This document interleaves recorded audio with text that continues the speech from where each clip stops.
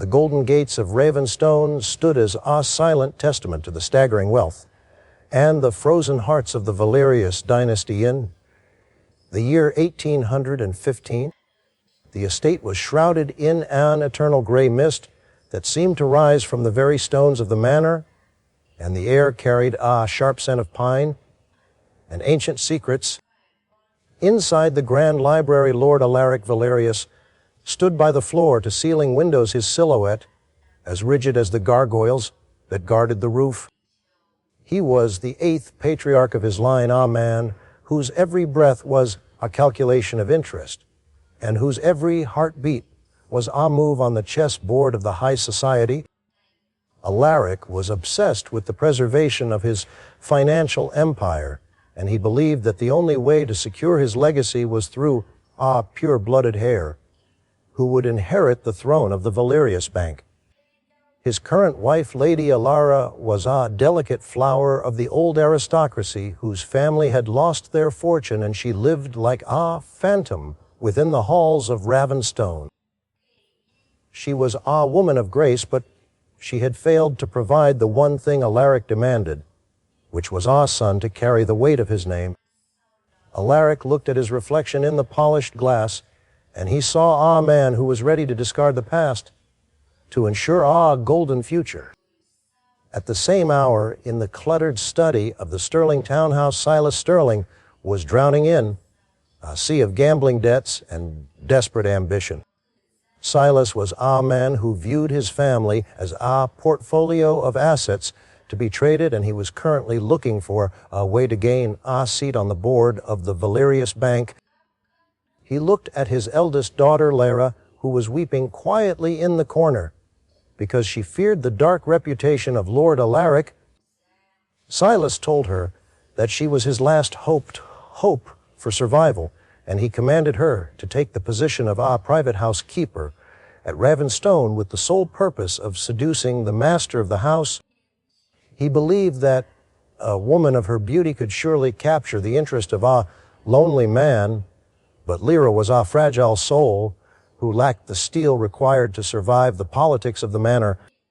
She was a creature of soft size and silk ribbons, and she was entirely unprepared for the kingdom of silent lies that awaited her. Seraphina Sterling stood behind the heavy oak door, and she listened to the cruel commands of her father with a heart that burned with a fierce and intelligent fire. She was the younger daughter, a woman whose mind was a labyrinth of complex equations and whose eyes could spot a discrepancy in a ledger from across the room. She had spent her life hidden in the shadows of her more beautiful sister, yet it was Seraphina who truly understood the nature of power and the cost of a failing debt. She saw the fear in her sister's eyes, and she realized that Lyra would be crushed by the machinery of Ravenstone before the month was out. Seraphina stepped into the room with a stride that was full of purpose, and she told her father that Lyra was a failure in the making, who would only bring shame upon their house. She proposed a change in the plan, for she would go to Ravenstone as the servant to her sister, but in reality she would be the one to navigate the treacherous waters of the Valerius estate. The arrival of the Sterling sisters at Ravenstone was a somber affair that took place under the shroud of a midnight moon. The carriage wheels rattled against the cobblestones with a sound like clashing coins, and the sisters felt the weight of the dark manor pressing down upon them. Lyra was trembling with a pure and infectious terror, while Seraphina looked at the stone walls with a look of cold and calculating observation. They were greeted by the head butler, who spoke with a voice like dry parchment, and he led them through the echoing halls to the quarters of Lady Alara. Seraphina had to perform the ritual of washing the feet of the first wife, a task that was meant to humble her and remind her of her station. She knelt before the pale and silent Alara, and as she touched the cold water, she looked up and saw the emptiness in the eyes of the woman who had once been the queen of this house. Seraphina realized Thus, that she was looking at the fate Alaric had planned for her sister, and she vowed that she would not let the sterling name be erased by the silence of Ravenstone. While Lyra struggled to catch the attention of Lord Alaric with her soft smiles and her delicate lace, Seraphina began to move through the manor like a shadow with an appetite for information. She spent her nights in the archives of the estate reading the dusty ledgers that recorded the transactions of the Valerius family for over a century. She found that the great bank was not as stable as the world believed, for there were massive holes in the accounting that had been concealed by the grand priests who managed the vaults. These men were the true power behind the throne, and they were embezzling the fortune of Alaric to fund their own secret agendas. Seraphina saw the numbers dancing before her eyes like a map of a hidden war, and she realized that she held the key to the survival of the Valerius Empire. She did not seek to seduce Alaric with the flesh, for she knew that his true passion was the preservation of his gold. The turning point came on a humid evening in the month of July 1815, when Alaric was reviewing the quarterly reports with a face of growing frustration. He had realized that Lyra was a hollow vessel who could offer him nothing but tears and beauty, and he was preparing to send the Sterling sisters back to their father in disgrace. Seraphina entered the library without a formal invitation, her hands clutching a bundle of papers that contained the evidence of the theft. She walked past the shocked butler, and she stood before the most powerful man in the city. With a look of pure and intelligent defiance, she told Alaric that his grand priests were bleeding his accounts dry while he was busy looking for a wife to bear his children. She placed the ledgers on his desk, and she pointed to the discrepancies that had remained hidden for decades, and she saw the flicker of surprise and respect in the eyes of Lord Alaric. "I am not here to dance for your amusement or to weep for your mercy," Seraphina said with a voice that was both smooth and like the strike of a hammer. She told him that he was in need of a partner who could guard his flank and identify the snakes in his grass, and she explained that she was the only one with the too to save his bank from a quiet and internal collapse. Alaric looked at the numbers on the page, and then he looked at the woman who stood before him with the fire of a conqueror in her eyes. He saw that she was not a lady of the ballroom, but a woman of industry and steel who understood the language of the empire. He asked her what the price of her loyalty would be, and Seraphina told him that the cost would be her elevation to the position of his primary advisor and the cancellation of her father's gambling debts. Alaric realized that he had found something far more valuable than a soft maiden, for he had found a strategist who could protect his legacy. He announced the following morning that he was dissolving his marriage to the Phantom Alara, and that he would take Seraphina Sterling as his new wife and partner. The high society was rocked by the scandal of the banker taking a second daughter as his queen, but Alaric did not care for the whispers of the tongue. He saw the way Seraphina began to reform the manor, dismissing the servants who were loyal to the priests and replacing them with men who answered only to the master. They signed a marriage contract that was more like a merger of two great powers, and the atmosphere of Ravenstone began to change from a tomb of silence into a fortress of modern ambition. The wedding was a cold and magnificent event that was attended by the elite of the city, and Seraphina stood at the altar in a gown of silver silk that looked like a suit of armor.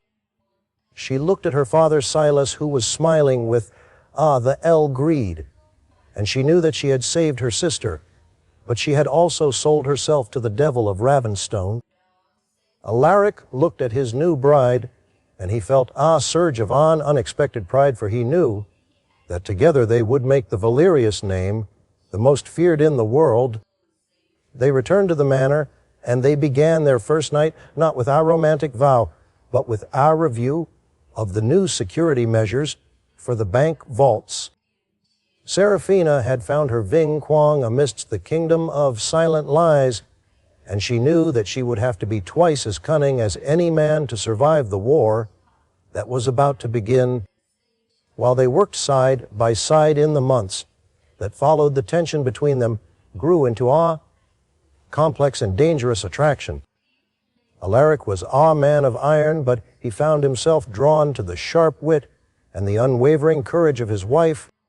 Serafina saw the loneliness in the master of Ravenstone, and she realized that his obsession with Ah Sun was a shield against the fear of his own mortality. They were two architects of a new age, but they were also two souls trapped in a prison of their own making. Serafina began to operate a secret press within the cellars of the manor, using her knowledge to write articles that challenged the ancient laws of inheritance. She wanted to ensure that if she ever bore a daughter, the girl would not be a victim of the same rules that had nearly destroyed her. The kingdom of Ravenstone was being rebuilt from the inside out, and the music of their collaboration was the sound of an empire rising from the ashes. Would you like me to tell you the next story of how they faced the rebellion of the Grand Priests during the following autumn?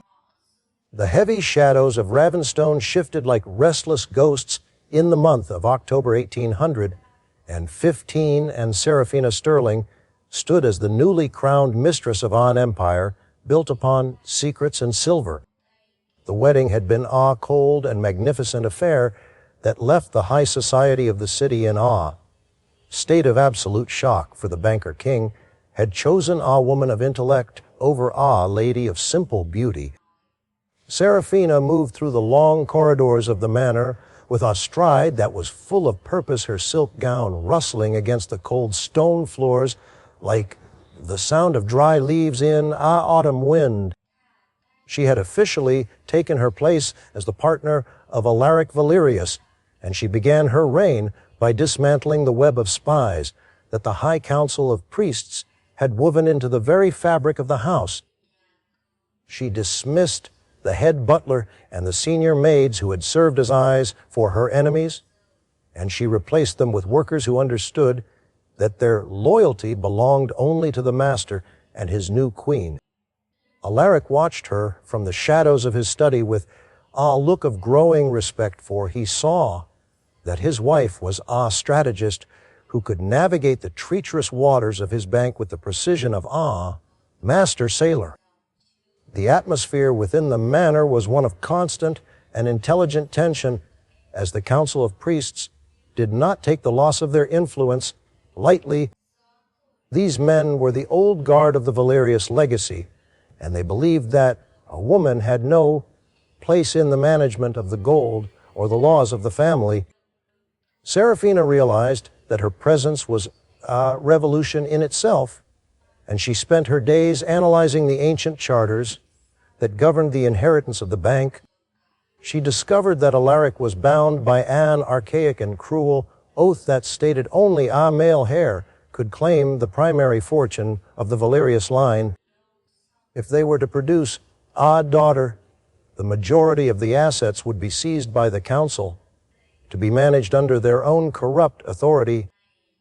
This was the true reason for the obsession of Alaric with a Sun, for he feared that the empire he had built with his own sweat and blood would be swallowed by the very men who were currently trying to undermine him. While Alaric focused on the external threats to their financial stability, Serafina began to operate a secret press within the deep cellars of the manor. She used her knowledge of mathematics and social law to write articles that challenged the traditional rules of the aristocracy, and she published them under an anonymous name to create a slow and steady pressure on the council. She wanted to change the world before her own children were born into it, for she could not bear the thought of a daughter being a victim of the same silence that had nearly destroyed her sister Lyra. Lyra had been sent back to the sterling townhouse with a generous dowry, but the memory of her fear remained with Serafina like a constant reminder of the cost of failure. Serafina worked by the light of a single candle in the damp cellar, and she felt a sense of vinquang in the fact that she was fighting a war that no one could see. The relationship between Serafina and Alaric grew into a complex and dangerous dance of power and affection. They spent their evenings reviewing the ledgers of the bank, and Alaric found himself drawn to the way her mind could untangle the most complicated of debts. He saw that she was his equal in every sense of the word, yet he was still haunted by the laws of his ancestors and the need for a male child. He told her that his love for her was a weakness that his enemies would use against him, and he warned her that the council was already looking for a way to prove that she was an unfit mother for the future of the dynasty. Serafina looked at him with eyes that were full of a sharp and intelligent defiance, and she told him that they would make their own laws within the walls of Ravenstone. She explained that a dynasty built on the blood of sons alone was a house built on sand, and she promised to show him that a daughter could be just as powerful as any king. The conflict between the new mistress and the old guard reached a breaking point during the Grand Winter Gala of 1815. The Grand Hall was filled with the elite of the city, and the council of priests sat like a murder of crows in their dark robes at the head of the table. They attempted to humiliate Serafina by questioning her management of the household accounts in front of their guests, but she was prepared for their attack.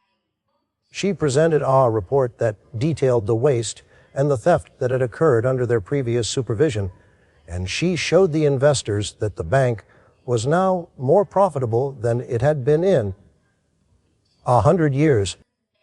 Alaric stood by her side, and he felt a surge of pride that was both pure and infectious, for he saw that his wife had become the true shield of the Valerius name.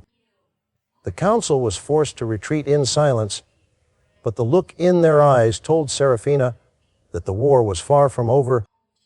As the months passed and the first signs of spring began to appear, Serafina realized that she was carrying the child that would decide the fate of their empire.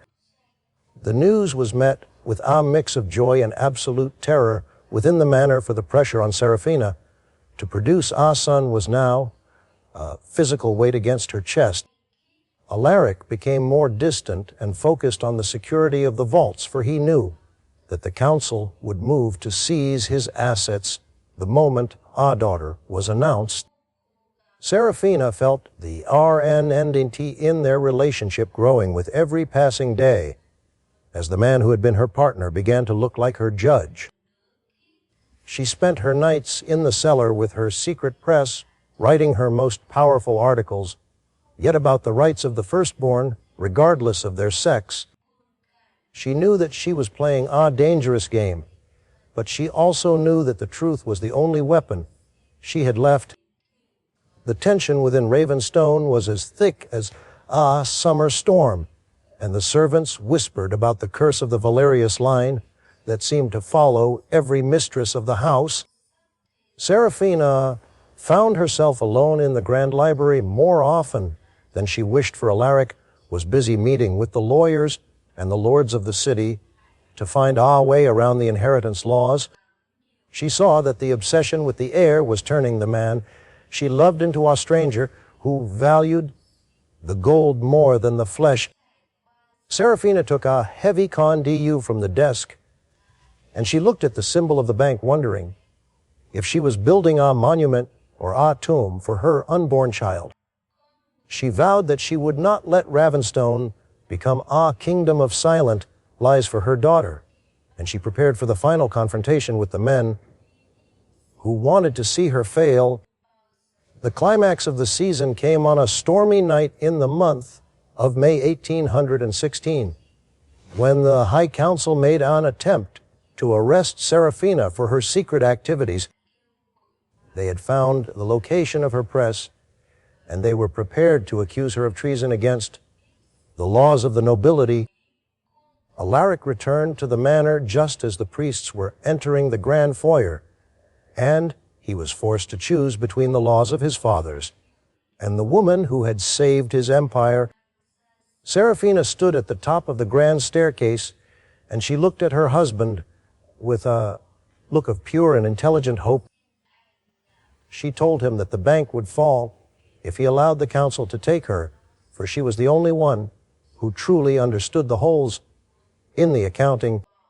Alaric drew his sword, and he stood before his wife, telling the priests that the laws of Ravenstone were now written by the master of the house, and no one else. The priests were driven from the manor in a state of unhc, but the victory was a bitter one for Seraphina and Alaric. They realized that their lives were now tied to the gender of the child in her womb, and the fear of the future began to poison the love they had worked so hard to build. Seraphina felt the arenenti deepening as Alaric began to spend his nights in the vaults, surrounded by the cold silver that he valued more than her peace. She realized that she had escaped the debt of her father, only to become a prisoner of the bank. She continued to write her articles, and she prepared for the day when she would have to face the judgment of the city, for she knew that the kingdom of silent lies was still standing around her. The music of the piano echoed through the halls every night, ADN, DNDP rhythm, that reminded Alaric of the contract they had signed with their hearts. Would you like me to tell you the next story of how she managed the birth of the child during the following summer? The heavy curtains of Ravenstone were drawn tight against the biting chill of the month of July, 1816, and the air within the grand manor felt as thick as the silence that had settled between its masters.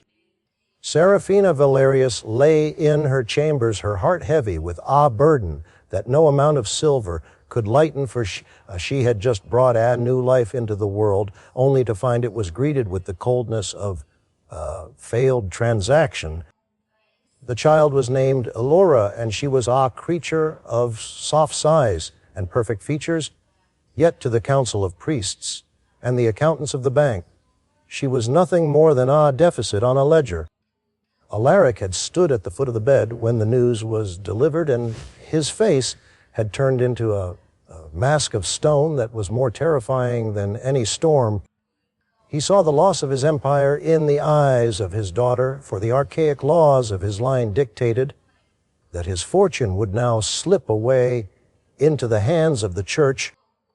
The RNNT between the husband and wife had become a chasm that no words could bridge, and the warmth they had found in their shared ambition had been replaced by the icy grip of resentment.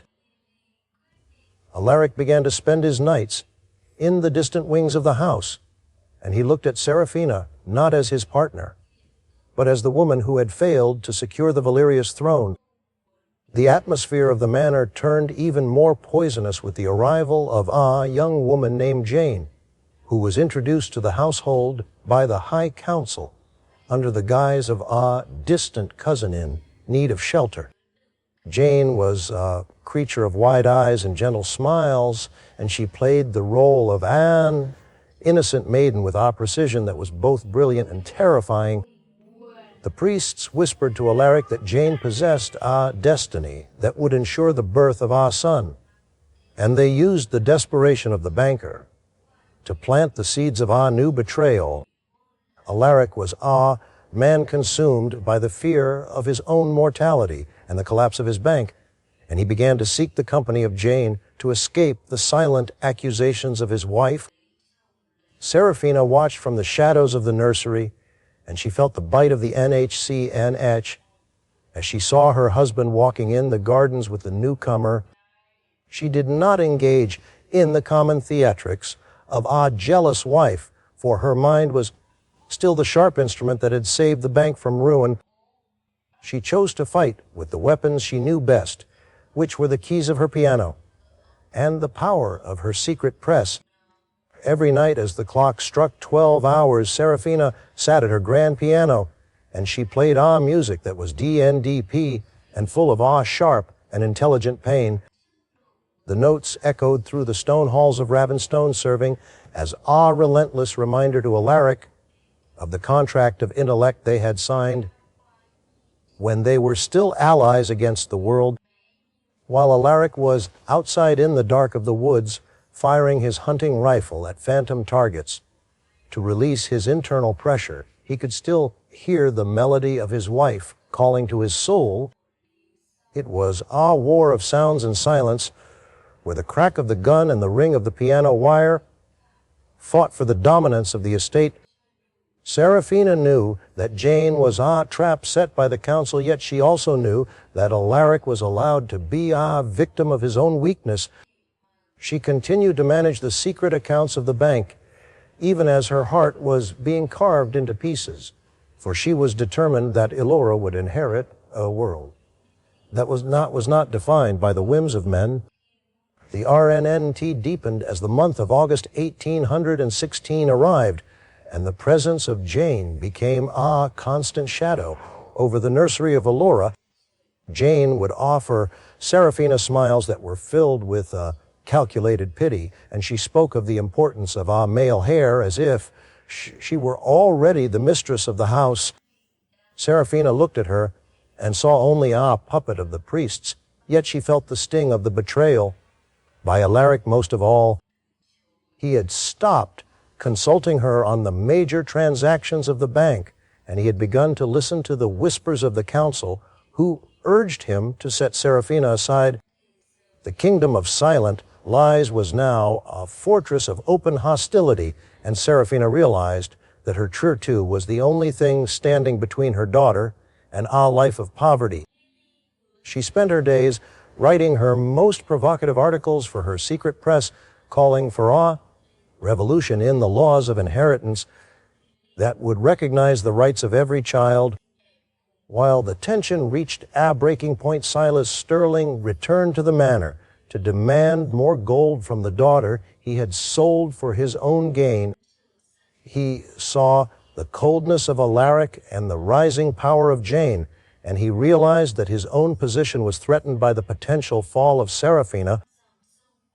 Silas did not seek to protect his child, but instead he began to plot with the council to ensure that he would remain on the board of the bank, regardless of who was the mistress of Ravenstone.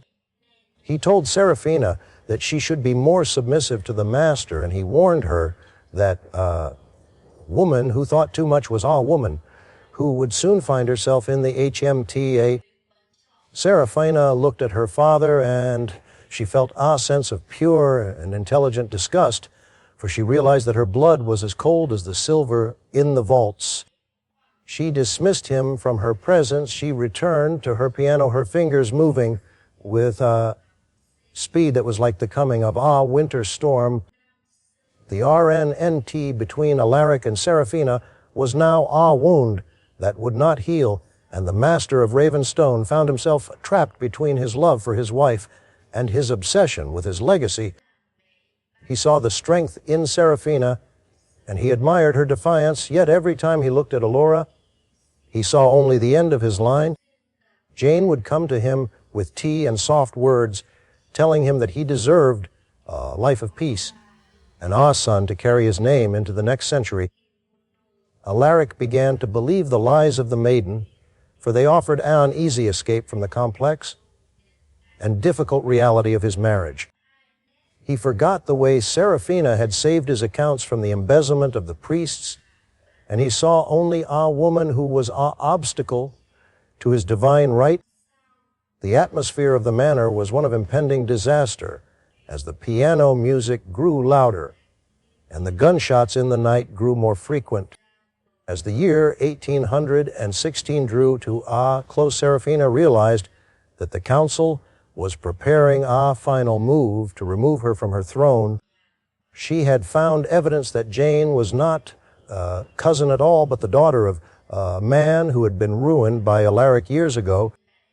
Jane was seeking her own Veng Quang through the destruction of the Valerius family, and she was using the priests as a vehicle for her revenge.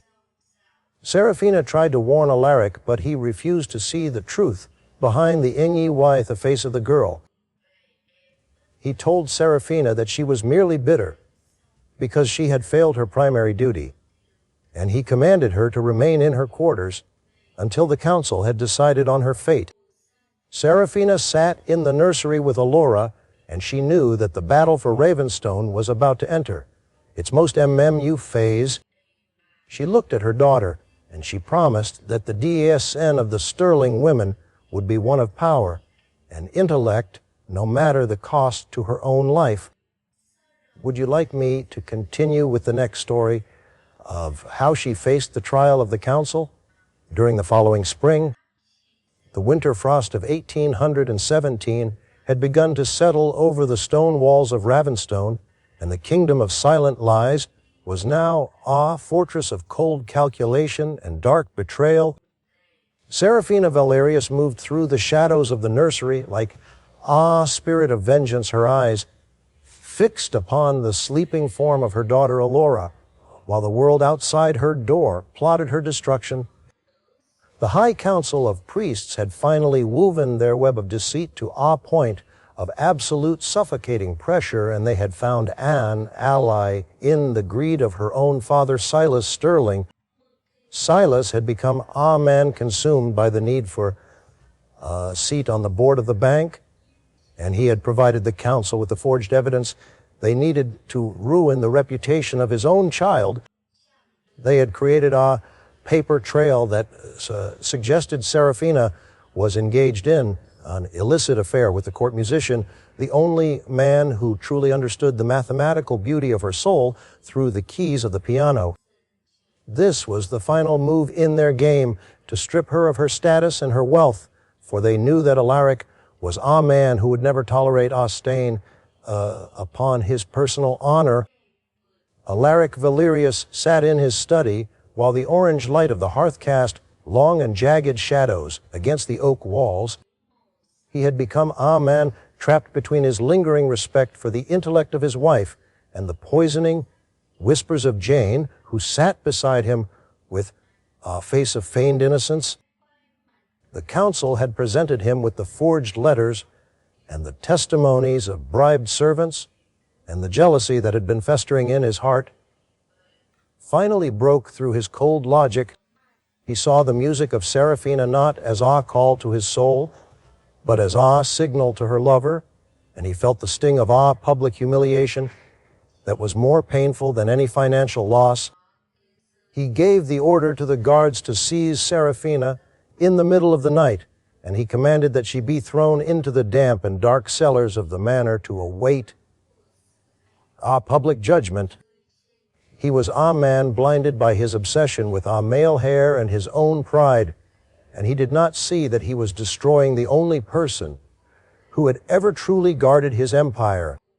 The descent into the cellar was a descent into the very heart of the Ravenstone lies, and Seraphina felt the cold moisture of the stones seeping into her silver silk gown as the iron door clanged shut.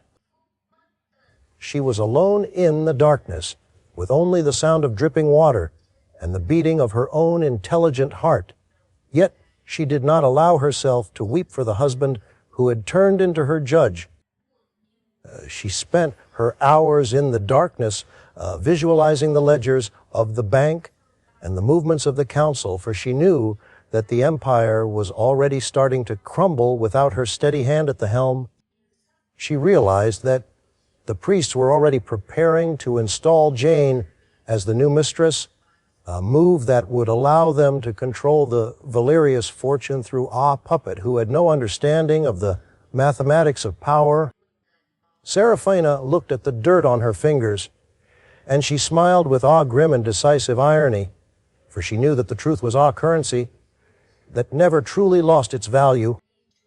The day of the public judgment arrived in the month of January 1817, and the grand hall of Ravenstone was filled with the elite of the city who had come to witness the fall of the banker queen.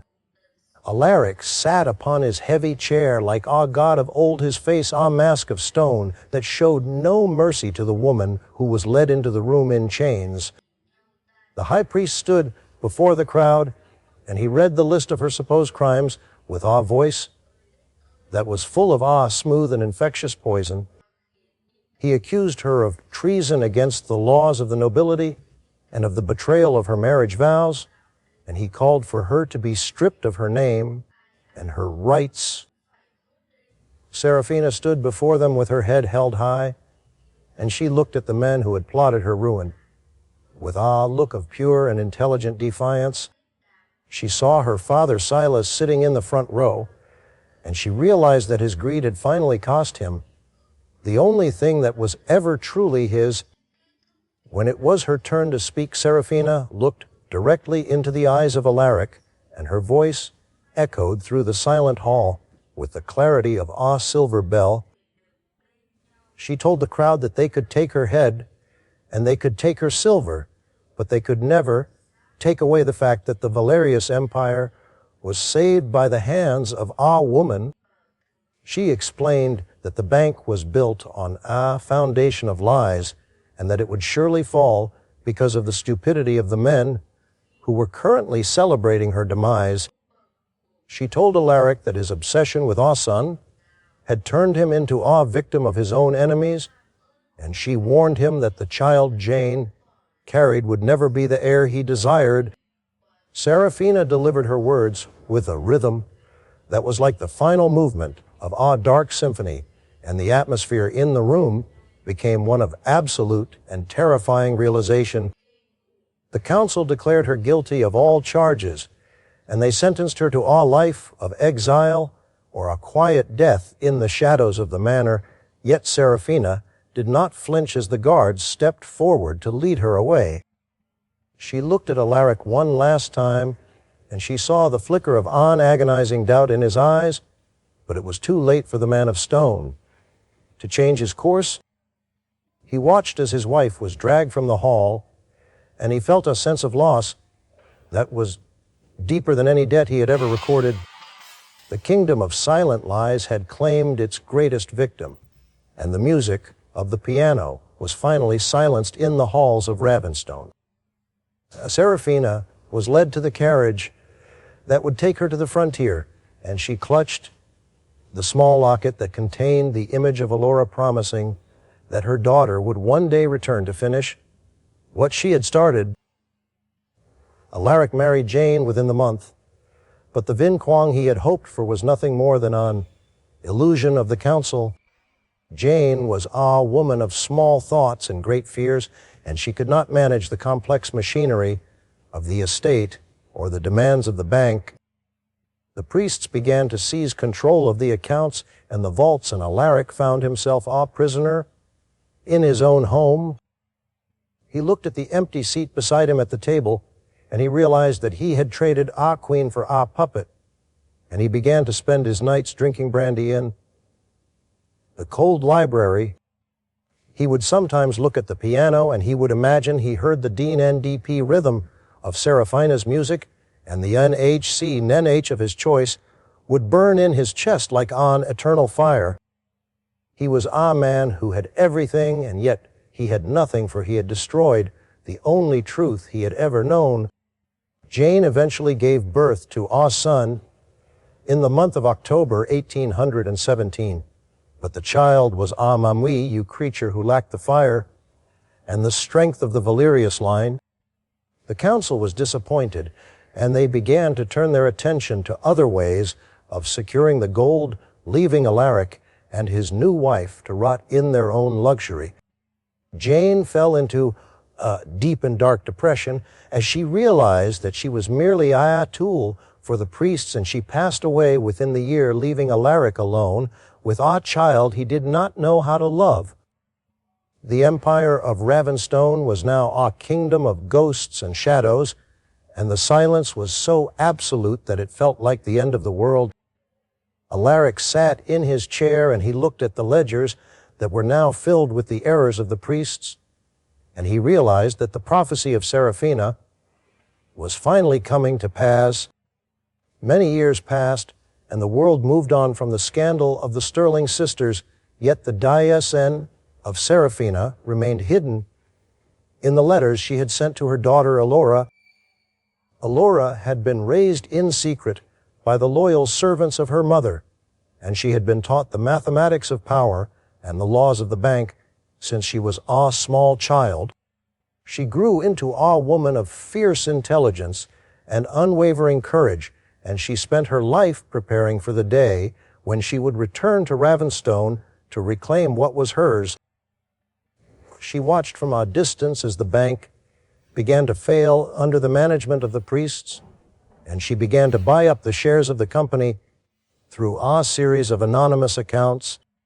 She was her mother's daughter in every way, and she was ready to build a new empire from the ashes of the old one. The return of Alora to Ravenstone took place on a dark and stormy afternoon in the year 1835, and she arrived with a force that made the council of priests tremble with fear. She walked into the grand hall where her mother had once been judged, and she presented the board with the evidence of their theft and their incompetence. She showed them that she was now the majority owner of the Valerius Bank, and she commanded them to leave her house and her empire at once. Alaric sat in his chair, an old and broken man who looked at the daughter of Serafina and saw the reflection of the woman he had lost. He saw the Vin Quang and the intellect that he had once discarded, and he felt a surge of an unexpected and infectious joy that the Sterling line had survived. Alora took her place as the first female mistress of the bank, and the kingdom of silent lies was finally replaced by a kingdom of truth and power. She had mended the broken heart of her mother, and she had built a future that was worthy of the name Valerius. Would you like me to tell you the next story of how Alora expanded the bank to the distant shores of the Americas? The golden gates of Ravenstone had grown dull under the weight of decades of neglect, and the thick grime of industrial smoke. In the year 1835, the Grand Manor was no longer the vibrant heart of the city, but a tomb for the living where Lord Alaric Valerius spent his days staring into the dying embers of the hearth. He was an old man, now his once iron grip on the world having turned into the trembling touch of a ghost. The empire he had sacrificed everything to build was crumbling around him for the council of priests, and the greedy board members had picked the vaults clean like a murder of crows. Alaric sat in the library surrounded by the silence of his own making, and he felt the crushing weight of the silent lies that had defined his reign. He had lost his brilliance when he discarded Serafina, and the son he had so desperately desired had proved to be an amwayu creature who lacked the spirit to lead. Alaric looked at the dust motes dancing in a shaft of pale light, and he realized that his legacy was nothing more than a pile of fading paper and broken promises. He was a master of a kingdom of shadows, and he knew that his time was drawing to close amidst the ruins of his pride. The halls of the manor echoed with the hollow footsteps of the few servants who remained, while the air carried the scent of stale brandy and the bitter tang of regret. Alaric reached into the hidden drawer of his desk, and he pulled out a bundle of letters that had been sent to his daughter Alora over the many years of her exile. These were the secret teachings of Serafina, written with a sharp and intelligent ink that had survived the damp of the frontier. He read the words of his lost wife, and he felt a surge of unexpected and infectious sorrow, for he saw that she had taught their daughter the mathematics of power and the laws of human nature. Serafina had never truly left Ravenstone, for her spirit lived on in the daughter she had raised to be a conqueror. Alaric realized that the woman he had judged so harshly was the only one who had ever truly understood the cost of his empire. He held the paper to his chest, and he whispered her name into the darkness, but the only answer was the ticking of the clock and the distant howl of the wind. While Alaric was lost in his memories, a carriage was moving through the city streets with a purpose that was both steady and relentless.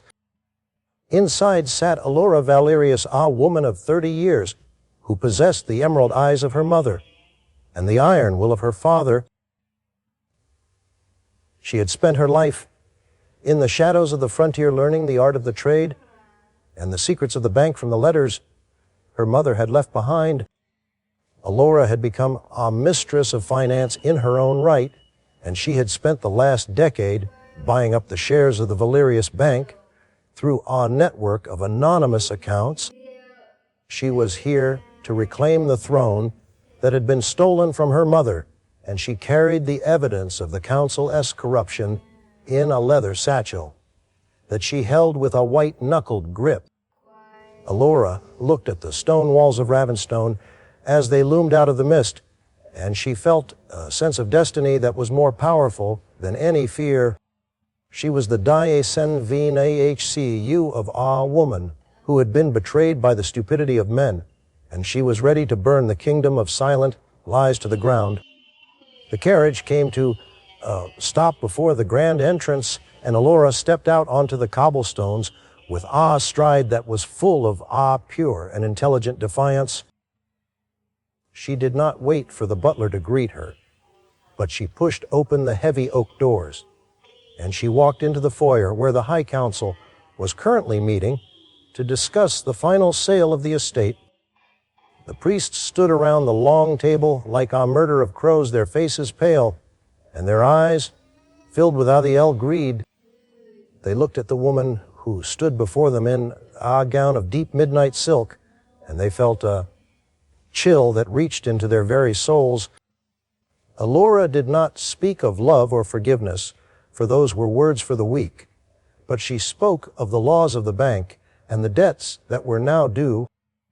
She placed her documents on the table, and she told them that she was the majority owner of the Valerius Empire, and she commanded them to leave her house at once or face the judgment of the city courts. The high priest laughed with a voice like dry parchment, telling her that a woman had no right to the throne of Ravenstone, regardless of how much gold she carried. He claimed that the laws of inheritance were absolute, and that only a male could lead the dynasty. But Alora looked at him with a smile that was as sharp as an ivory knife, and she pulled out the final piece of evidence her mother had hidden. For 20 years, it was an amendment to the original bank charter signed by the first Valerius patriarch, which stated that in the event of a financial collapse caused by the council, the firstborn child of the 8th patriarch would inherit all rights regardless of sex. Seraphina had found this loophole in the archives before her exile, and she had waited for the moment when the bank would be at its weakest. The council fell silent as they realized that they were facing a woman who had outplayed them from beyond the grave. Alaric heard the commotion from the library, and he walked into the hall, his eyes widening as he saw the reflection of Seraphina standing before his enemies. He saw the fire in his daughter's eyes, and he felt a surge of pride that washed away the bitterness of his long isolation. He walked toward her with a trembling hand, and he told the council that he recognized Alora as his sole heir and the new mistress of Ravenstone. He stood by her side, and he felt the weight of the silent lies finally lifting from his shoulders, for he realized that the dice of his line was finally safe in the hands of the most capable person he had ever known. The priests were driven from the manor in a state of unhseen and the atmosphere of the house began to change from a tomb of shadows into a fortress of truth. Alora had mended the broken heart of her mother, and she had built a future that was worthy of the name Valerius. The first few months of her reign were a whirlwind of activity and reform as Alora worked to repair the damage the council had done to the vaults. She spent her days in the library reviewing the ledgers and the accounts with a precision that made the old bankers tremble with respect, as she did not seek to rule with an iron fist like her father, but she ruled with the virtue and the compassion she had learned from the letters of her mother. She reopened the archives and she made the transactions of the bank transparent to the public, for she knew that the truth was the only way to rebuild the trust of the people. Alora became the most powerful woman in the financial world, and she used her wealth to fund the education of girls who had the same mathematical fire that had burned in Serafina. She was the savior of the Valerius name, and she ensured that the kingdom of silent lies would never rise again. Alaric watched his daughter from the balcony, and he felt a sense of peace that he had not known since the early days of his marriage to Serafina. He saw the way Alora moved through the manor with a grace that was both fierce and intelligent, and he knew that he could finally rest. He passed away quietly in his sleep during the month of October 1835, and he was buried beside the empty grave of Serafina in the family vault. He had left a final letter for Alora telling her that his greatest mistake was not believing in the power of a woman's soul. Alora stood by his grave, and she felt a sense of closure that was both heavy and wonderful, for she knew that she had finished the war her mother had started. She was the mistress of Ravenstone, and the music of the piano was finally heard once more in the halls of the manor. The legacy of Serafina Sterling lived on in the thriving empire of the Valerius Bank, which now stretched across the oceans to the distant shores of the Americas. Alora had transformed the city with her modern ideas and her unwavering courage, and she was honored by the very people who had once judged her mother. She never married, for she found her fulfillment in the management of her empire and the education of the next generation. She would often sit in the garden, and she would read the letters of Serafina, feeling the presence of her mother in the whisper of the wind and the scent of the roses. The kingdom of silent lies had been the URI away, and in its place stood a kingdom of Vina and HCU truth that would never fade. Alora had proven that the heart of a woman was the most powerful currency in the world, and she lived a life that was full of vin, quang, and honest work. The story of the Sterling sisters was told for generations, serving as a testament to the power of the intellect to overcome the cruelty of H.T. Teaks. Serafina had been the architect of the salvation of her family, and Alora had been the one to fulfill the promise of her mother's dreams. They had shown the world that a dynasty was not built on the blood of sons, but on the strength of the mind and the purity of the soul. The sun rose over Ravenstone once more, and the light filled every corner of the manor with a warmth that was both pure and infectious. The DSN of Serafina was finally complete, and the music of her journey would continue to play in the hearts of all who sought the truth. Alora stood on the balcony, and she looked out at the city she had conquered, and she knew that she was exactly where she was meant to be. Would you like me to tell you how Alora faced the financial panic of 1847 for you?